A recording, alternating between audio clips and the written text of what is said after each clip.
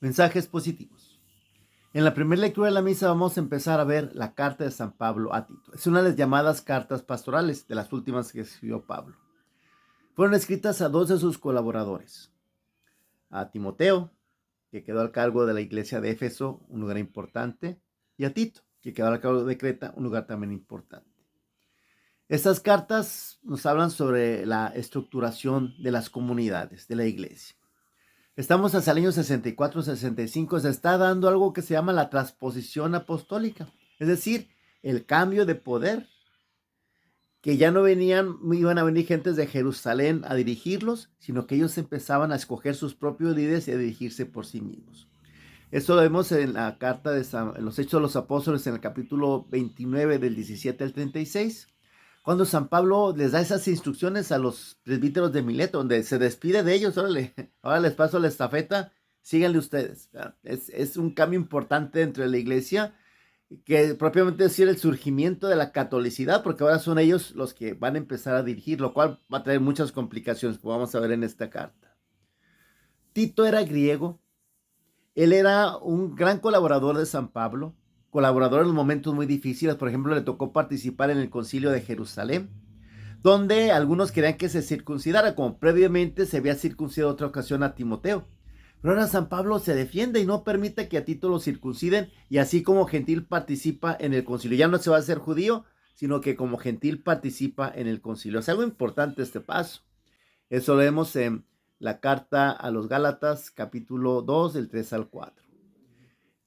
Tito es una persona que merece mucho la confianza de San Pablo. Lo vemos como habla muy bien de él en 2 Corintios 8:23. Tito fue enviado a Creta buscando poner orden en esa iglesia. Pero la situación era tan compleja que Tito se desanima. Es el motivo de esta carta, que más o menos, repito, es hacia el año 64-65. Uno de los problemas que se estaban dando en Creta era el aspecto de la culturización. La gente de Creta tenía muy malas referencias en muchos aspectos. De hecho, el nombre de cretense se usaba como sinónimo de mentiroso. Oye, no seas cretense, por decir, no seas mentiroso. También tenían fama de ser muy ambiciosos. Ahí en Creta salían muchos mercenarios que ponían su espada al servicio de cualquier causa con tal de ganar dinero. La importancia de Creta se daba por su situación geográfica, una isla en medio del Mediterráneo que permitía estar en contacto con muchas de las ciudades importantes del Mediterráneo. Por eso se veía muy valioso para la transmisión del mensaje evangélico. Por eso desde el principio se pusieron comunidades. Lo malo que esas comunidades quedaron en manos de líderes muy corruptos, y por eso la misión de Tito era ir ahí y poner orden. El diseño de la carta es muy sencillo. Primero inicia, como toda carta de San Pablo, con saludos. Luego se le dan a Tito instrucciones concretas sobre su actuar dentro de la iglesia. Luego se le dan lineamientos sobre la nueva clase de hogar que debe de imperar en Creta y sobre la nueva humanidad que el evangelio puede crear. Y luego ya, saludos y despedida. El mensaje de esta carta es que Tito debe de basarse, debe de hablar desde la esperanza en la vida eterna, que es accesible a nosotros gracias a la obra de Jesucristo que murió por nosotros, esperanza que fue prometida desde hace mucho tiempo por un Dios que no miente. Uno de los problemas fuertes que había era la influencia del helenismo.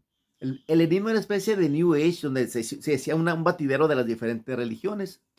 Ahí los cristianos cretenses se dejaban influenciar mucho por sus anteriores visiones del mundo pagano, y sobre todo la relación con Zeus. Se consideraba que Zeus había nacido en Creta, y Zeus era un dios que varias veces mintió, que varias veces sedujo a muchas mujeres, que se convirtió en varias cosas para seducir a muchas mujeres, y entonces los cretenses se sentían muy orgullosos de ser mentirosos y de ser seductores como lo era Zeus.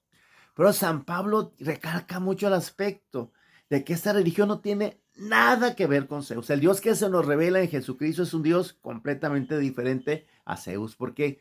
Porque es un Dios fiel, porque es un Dios veraz.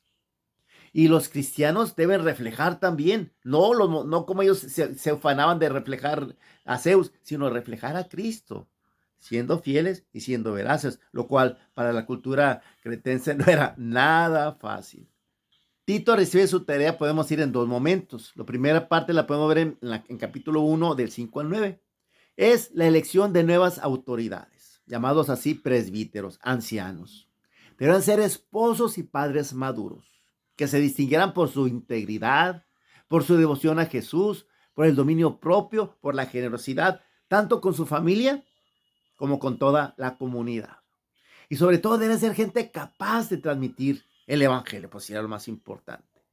Eso era la primera parte de su misión. La segunda lo da 1 del 10 al 16. Ahora, confrontar a las anteriores autoridades, lo cual no le va a ser nada fácil.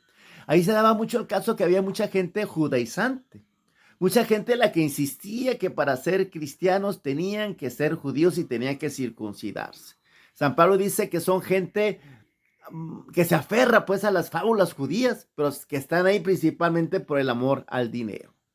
Haciendo referencia a ellos, San Pablo menciona un poema escrito por un cretense, donde dice que los cretenses son mentirosos, malas bestias, comilones, perezosos y amantes del dinero. Dice San Pablo con respecto a esas autoridades que ellos decían conocer a Dios, pero su conducta lo contradecía. Un tercer punto de la vida familiar, eso lo podemos ver en el capítulo 2 del 1 al 15. En base a lo hecho por esas comunidades corruptas, por lo enseñado, por la manera como se manejó la comunidad, pues la vida familiar era un verdadero desastre. El mensaje estaba completamente desacreditado. Dice el capítulo 2, versículo 5. Había muchas acusaciones malvadas en contra de ellos y muchas de ellas con razón. Dice el capítulo 2, versículo 8. Y que esta enseñanza, la enseñanza del evangelio, pues no era atractiva para nadie. Dice el capítulo 2, versículo 10. En cambio, esa situación, San Pablo presenta el hogar ideal. Hombres y mujeres llenos de integridad, de dominio propio, que sean modelos para los jóvenes. A los jóvenes les invita a que no sigan la moda que había en Creta de tener sexo casual nada más sin buscar pareja, sino que al revés, fundamenten un matrimonio en el amor, en la fidelidad, donde puedan ser gente productiva para su propia comunidad. A los esclavos se les hace ver que son personas bien tratadas porque el cristianismo había hecho que los amos cristianos trataran mejor a sus esclavos, pero los invita a que los esclavos no se aprovechen de eso para faltar el respeto y sobre todo que no vayan a participar en revueltas que desacrediten al cristianismo. Y no, el esclavismo fue diluyéndose en medio del buen trato. No hubo una revolución violenta, sino al revés. O sea, el buen trato que fueron haciendo los cristianos y la valorización que tuvieron como personas fue haciendo que el esclavismo poco a poco fuera desapareciendo. Por eso los cristianos eran tan perseguidos, no crean que nada más por nomás.